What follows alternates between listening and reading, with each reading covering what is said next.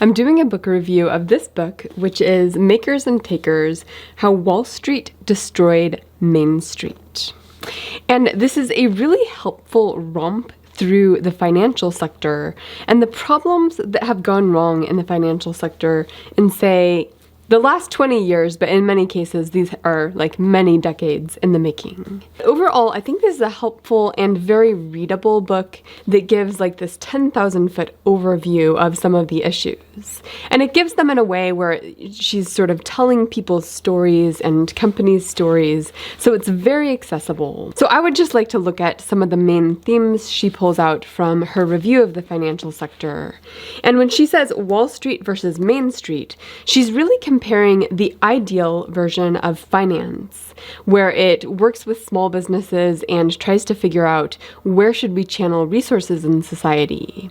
And there is a valuable role for that. Now, her view is sort of we need to regulate and we need to make some small tweaks around the edges, and then the financial sector will function well. And I take a different view on that, but I think the Wall Street versus Main Street phrase is really helpful in sort of thinking about how we might restructure finance. And then she looks a lot at the notion of bean counters versus car guys, which is basically the notion that the finance sector has become divorced from the on-the-ground reality of the economy as we need it to function, and the high-level metrics that are trying to manipulate and move around things at the bottom level.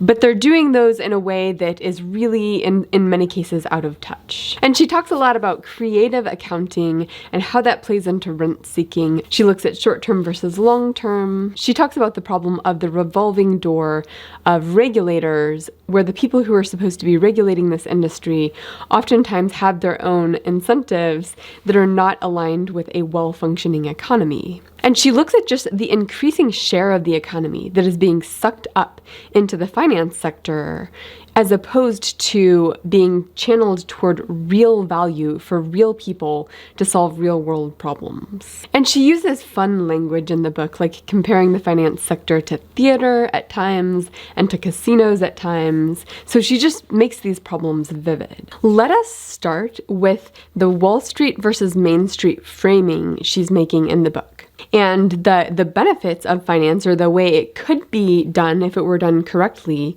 she's categorizing as Main Street. So what does she mean by Main Street? Like, what would be a good vision of finance? And the way to think of this, I think, is to imagine a bank in a little community where there are a bunch of different people in the community who have business ideas. And some of those business ideas are fantastic ideas that would really do a great job of meeting the needs of the community. And the businesses would all need some money to start up their businesses, to hire their workers before they could sell anything. But if one of these small business entrepreneurs really had a great solution to everybody's problem, then it would succeed. And the role of the banker is to figure out which among all of these potential entrepreneurs should actually get the resources to try out their idea. So this banker is thinking about, okay, which of these ideas is best attuned to the needs of the community? Which of these ideas is likely to be so valuable when it's implemented that people will pay for it? And which of these ideas is kind of just an ego project that doesn't really meet people's needs, or is out of touch, or has a vision for the business that would be poorly managed because of their understanding of how resources work or whatnot? The role of that banker in deciding which of these projects should we allow to get the chance to try, that actually is a meaningful role. And I don't think there would ever be an economy where you don't have people who are the arbiters to decide which projects should get tried. So when she says Main Street, that's what she has in mind. And then when she says Wall Street, she is thinking obviously of these bankers who have never talked to a small business owner. Instead, they're just sort of looking at spreadsheets and looking at numbers. Each cell on those spreadsheets points back to something real. Like, it points back to a business owner who's purchasing refrigerators, or a corporation that's trying to invest in glass to create its product, like whatever that is, each cell in a spreadsheet is somehow attached to something real in the economy that will get created or not created based on the decisions at the very highest level of finance. But when she talks about Wall Street, she's talking about a lot of shenanigans that go on at the upper end that are very, very poorly connected to the real economy of real people creating real value. And part of the reason here is creative finance, where they come up with different ways of slicing and dicing these assets. Because of course, bankers trade in assets that all represent different liabilities and benefits and different ways that money flows to incentivize the creation of real value. But when you cut those up and slice them and dice them and rearrange them such that nobody who buys and sells these things is truly in touch with the real value that's created or incentivized or disincentivized, then there's just a complete disconnect. So she actually does spend quite a bit of the book talking about car guys versus bean counters. And she gets that analogy from another book, which I'm reading right now. It got me so excited to read it. I think that's just a great analogy, how you have car companies where the engineers and the people who design and work with the cars, they understand things about cars that are just so deep and so in the weeds that there's no way that people in the finance sector could understand that level of detail of car creation, car experience, all of that. And yet the people at the top are in charge of incentivizing things and saying yes or no to different projects to make cars better. And they do that through bean counting. They do that through measuring things that are, I'm not going to say random things, but they come up with a bunch of measures and try to connect those measures to value that could or could not be created.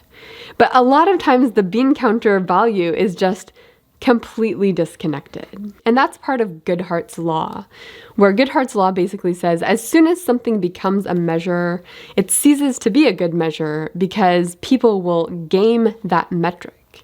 So of course the bean counting is something that depreciates. Like any given measure they're using to move around the pieces with finance, that can fail to be an effective incentive system after a while. And she talks a lot about the training of people who become financiers and business people, that training in their business schools that is really connected to these measures, these bean counting tactics that just don't do a good job of understanding the reality of business.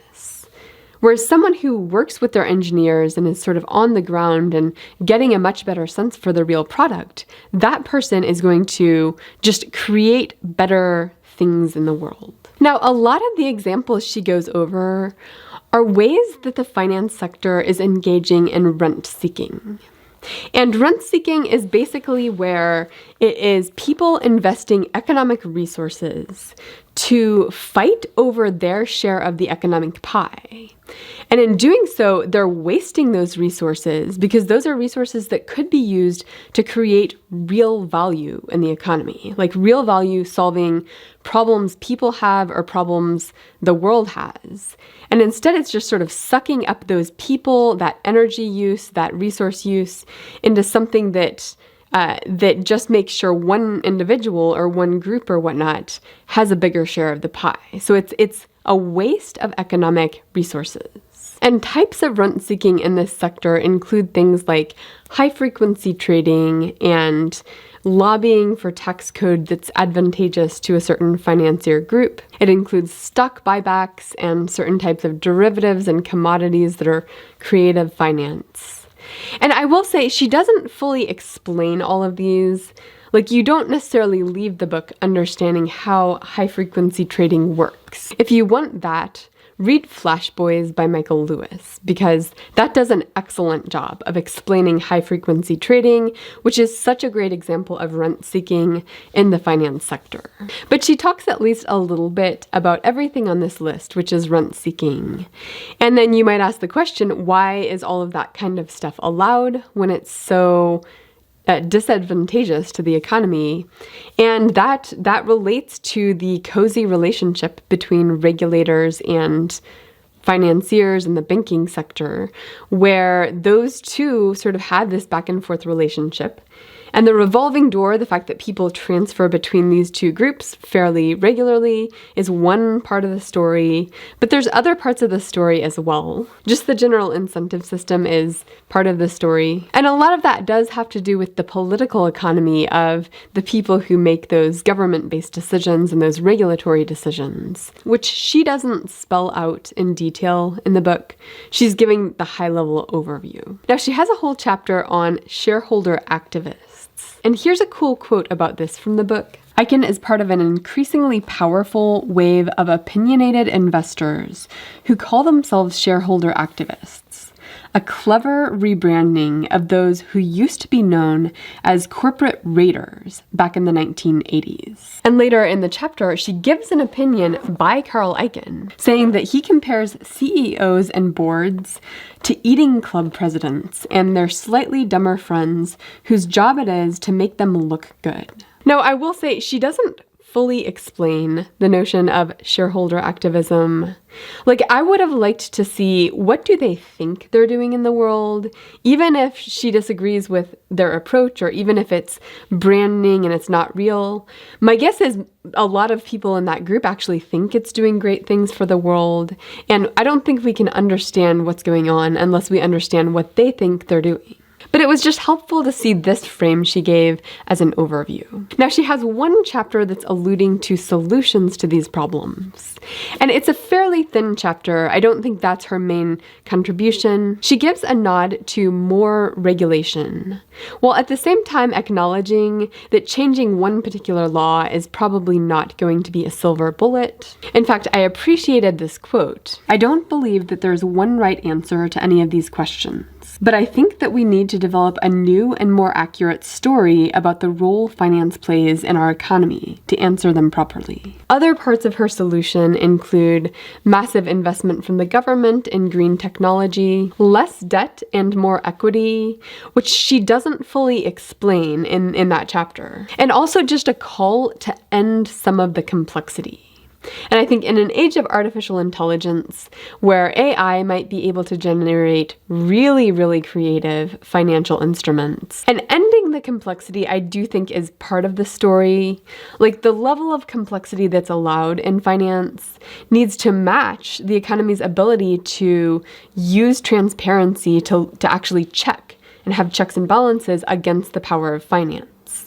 And if things are so complex and there's so many different crevices in finance that nobody's looking in the places that are sort of drains of economic resources, that's a problem that needs to be addressed. I do have some critiques of this book, and I'm actually going to do a different video where I explain the difference between the way I think about finance and the way she thinks about idealized finance as the Main Street version of finance.